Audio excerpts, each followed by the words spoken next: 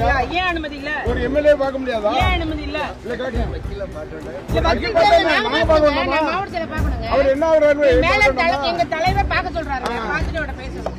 நீங்க எவ்வளவு தந்தாலும் உள்ள போவோம்.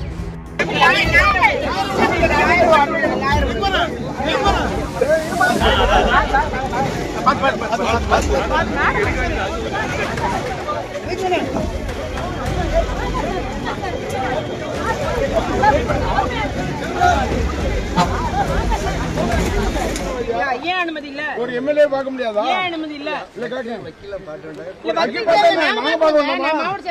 அவர் என்ன ஆகுறாரு? எங்க தலைவர் பார்க்க சொல்றாரு. பார்த்துட்டு அவட பேசணும். நீங்க எவ்வளவு தந்தாலும் உள்ள போவோம். வேற நீங்க தப்பா எடுக்காது.